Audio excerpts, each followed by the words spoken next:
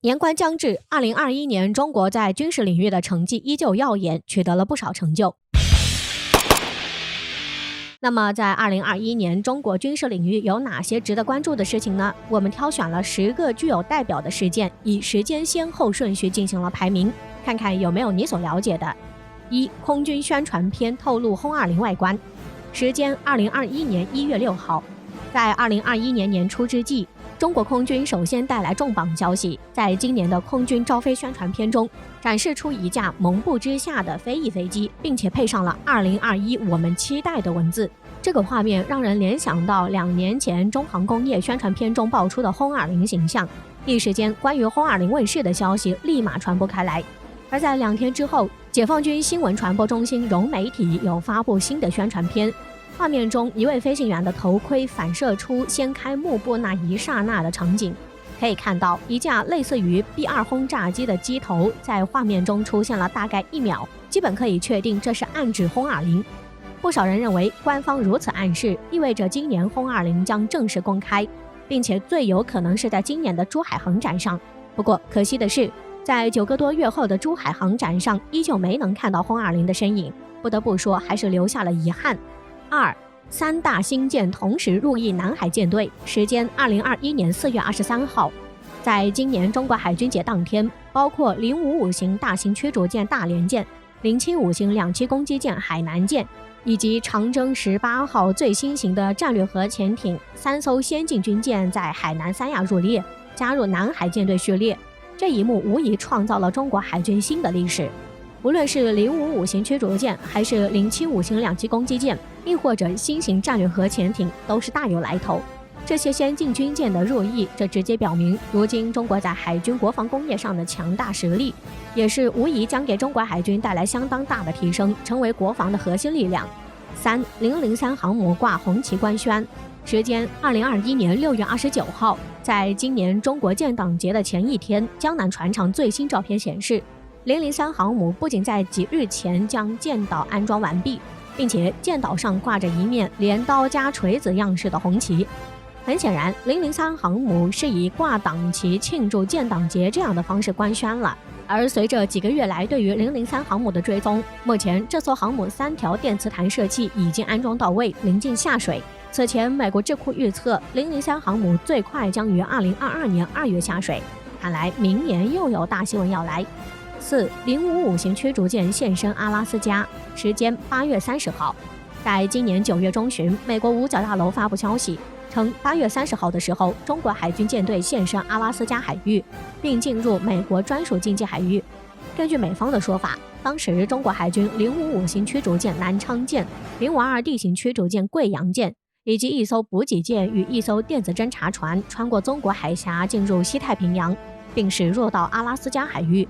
而美国海岸警卫队的巡逻舰伯特索夫号与金伯尔号被派去跟踪中国舰队。中国先进军舰开进美国的专属海域，无疑是在向美国释放一些信号。在以往多以美国海军军舰进入中国附近的海域，而中国舰队极少做出类似的举动。但随着中国海军规模的扩大，或许将来美国也会在自家门口感到压力。5. 中国空军跨入战略空军门槛。时间2021年8月31号。在第13届中国航展新闻发布会上，中国空军新闻发言人申进科大校表示，中国空军历史性的跨入战略空军门槛。而这一个战略空军的描述引起了外界很大的反响。所谓的战略空军是指空军作战力量的最高层次，要达到这样的条件可不简单。虽然中国空军规模稳定在世界前3的位置，但是过去公认的能达到战略空军标准的只有最强大的美国以及继承苏联庞大遗产的俄罗斯。如今随着中国空军20家族的壮大以及一系列新型飞机的问世，中国也在不断接近战略空军这个概念。而从运20加油机的问世以及新型舰载机的首飞来看，中国空军如今的确能称得上是战略空军。6. 双座歼20S 亮相。时间2021年10月25号。在10月末的时候，有网友拍到成都飞机测试场中，一架特殊的歼20战斗机正在进行滑翔测试。之所以说它特殊，是因为与原版歼20战斗机不同，这架黄皮歼20座舱要更长，拥有2个座位。这说明这是一款双座歼20，也就是网传的歼 20S。这一幕绝对堪称世界空军史上非常有价值的一刻，因为此前无论是美国的 F-22与 F-35，还是俄罗斯的苏57，都没有推出过双座版。而歼20战斗机成为世界上第一款推出双座版的隐身五代战斗机。双座版五代机的价值在于多一位飞行员的辅助，能让战斗机执行更多的任务，比如操控中程僚机。而这样的趋势也符合未来空战的一种设想。7. 新一代舰载机歼35首飞，时间2021年10月29号。就在双座版歼20曝光几天后，一个更加劲爆的消息传来。一名军事博主在微博上传了一张照片，照片显示一架绿色涂装的飞机在另一架飞机的护航下飞向天空，而网友们认出这架绿色飞机正是多年来一直讨论的海4代，也就是中国下一代舰载机，而网友们也将这架飞机命名为歼35。歼35的首飞绝对是今年中国军事领域最为劲爆的消息，因为它不仅确立了中国未来航空母舰将能达到一个怎样的高度，同时也终结了此前多年来外界关于中国下一代舰载机的争论。可以说，歼35的问世意味着中国将有能力在航母领域挑战美国。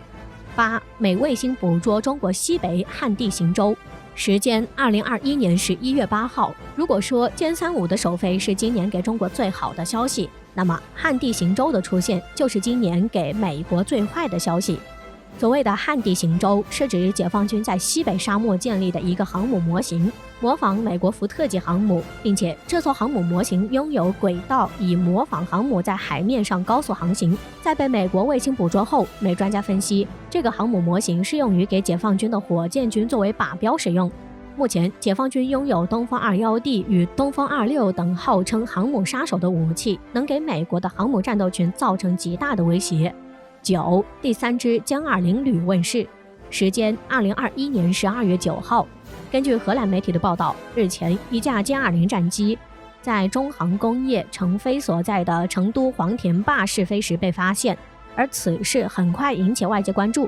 外媒称，此事证明了解放军空军将有第3支航空旅已经或即将装备这款新战机，并且根据机上序号显示，它隶属南部战区某航空旅。此前这支部队装备的是歼10C 战机，同时也表明紧邻台海的2大战区都有了歼20战斗机，而更多的歼20入役，无疑代表着歼20战斗机的产量进一步提升，这也与国产航空发动机的列装不无关系。10. 弹射版歼 15T 战机亮相，时间2021年12月14号。不久前，航空工业沈飞官方微信号发布了一张照片，一架歼15战斗机被牵引车拖行，而这张照片很快引起了各大媒体的关注，因为与已经入役的歼15舰载机相比，照片中的歼15至少拥有3处重大改进，包括翼尖挂架、雷达罩以及红外追踪和搜索系统。据分析，改进版的歼15战斗机将拥有更强大的性能，而英国检视防务表示，这架战斗机就是弹射版歼 15T 战斗机。